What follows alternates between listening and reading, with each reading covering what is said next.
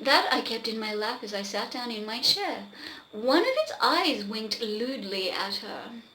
Her eyes rolled crazily in her head until only the white showed. Her body hit the floor with a sodden plop.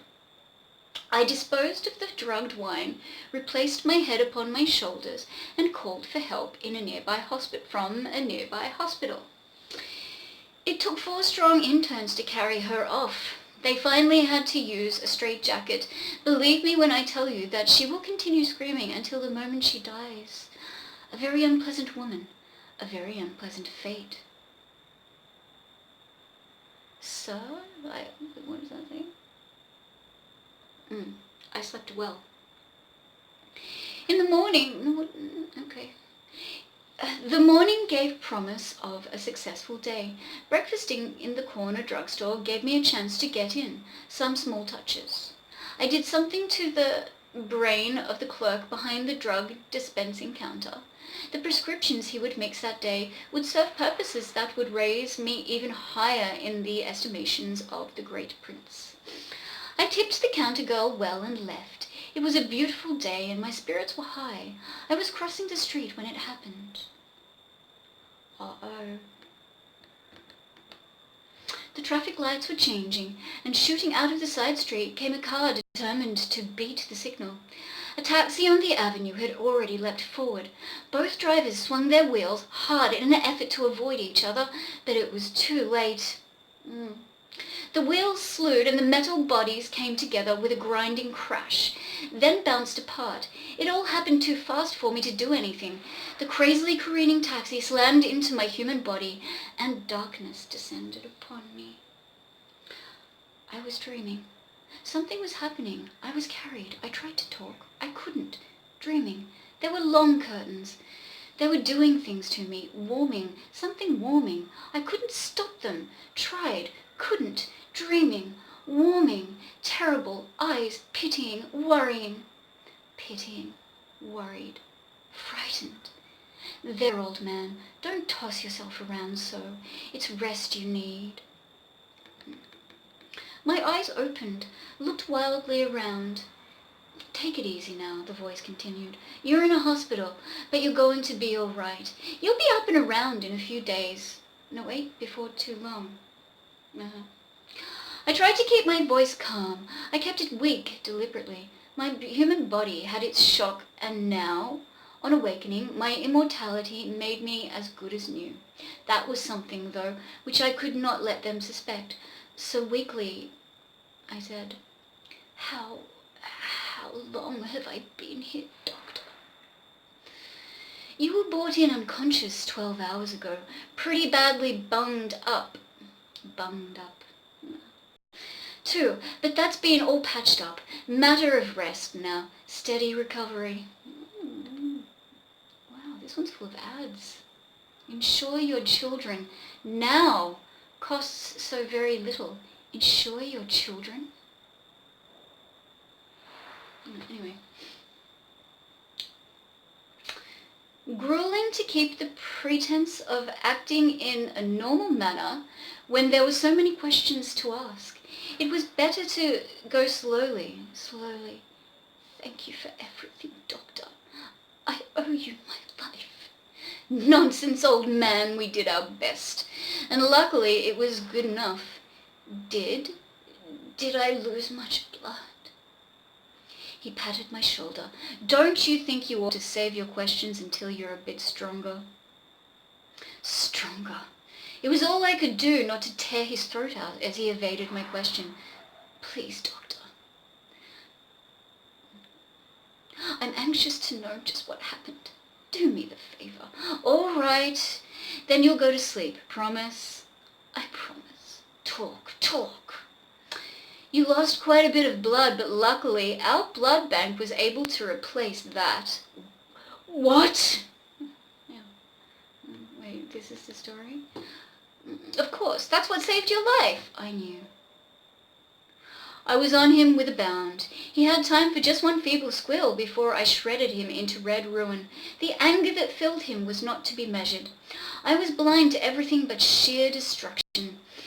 Feet coming down the corridor warned me. I changed my shape, melted through the closed window, and took myself off to the Netherbourne, where the great prince awaited me. His glowing eyes were sad. I dropped to my knees before him as he shook his head. I am sorry, loyal one, sorry. But it wasn't my fault. I know. It is the order of things. It cannot be changed, even by me. That blood? Yes, loyal one, it means you cannot come back again. You must go back to the earth.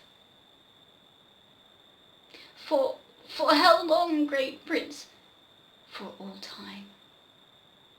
Never to come back? Never? His eyes were sorrowful. You will return to earth, loyal one. You will remain there forever. You are immortal. You can still serve me faithfully, but you cannot return. It is the law, immutable. Tell me, great prince, will I still retain the powers and the talents you have given me? Yes, that is what I meant when I told you that you could still continue to serve me. One last favor, great prince. Ask it. The power to enter the body of those who are well, not to take the place of a departing soul, but to be able to enter the human form of anyone, to control them from within, to force them to my will, to have this complete power throughout all eternity. Granted, that is within the rules. Okay, we're going to stop there because it's gone for quite a while. I might not even be able to...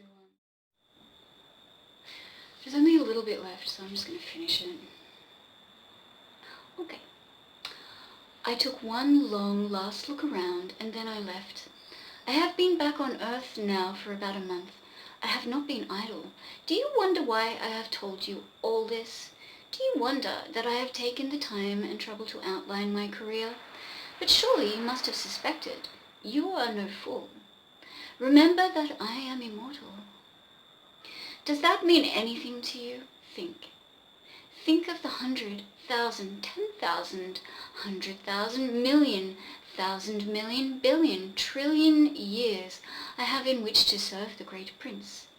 Think of your earth. Think of the people that crawl upon its surface. Now narrow it down.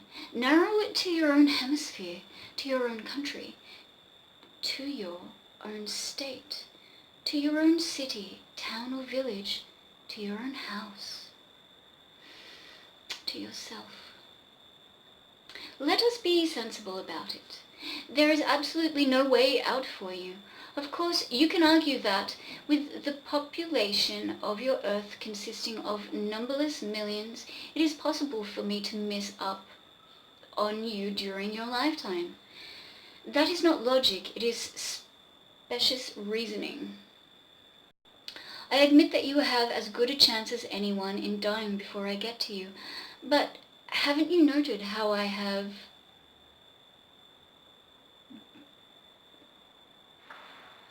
You have what? Bumped upon my immortality.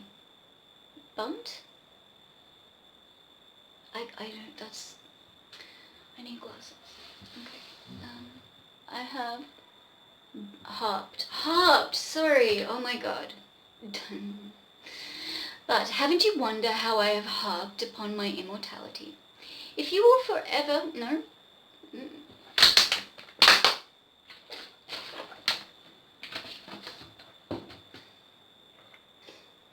Bedtime immediately after this one. Okay. If you will forgive my feeble humor... Maybe I should read this tomorrow. No, fuck it. If you will forgive my feeble humor, remember that I have all the time in the world. Suppose I don't get to you personally, you still cannot escape me. Escape.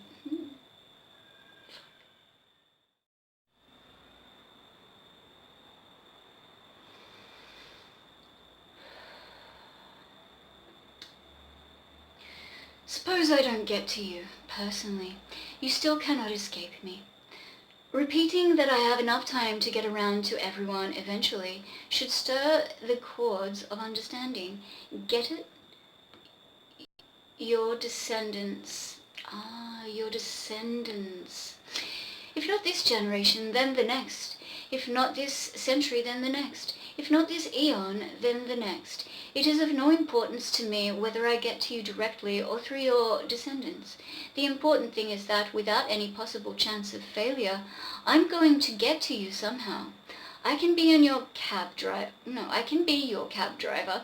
I can be the policeman on the corner. I can be the barber who shaves you. I can be the person who gives you your next job. I can be the next person to ring your doorbell.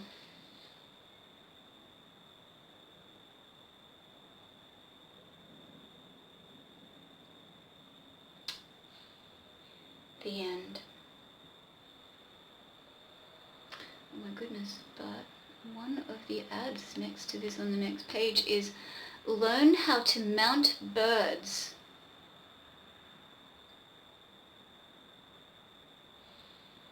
It's really this one was a gruesome.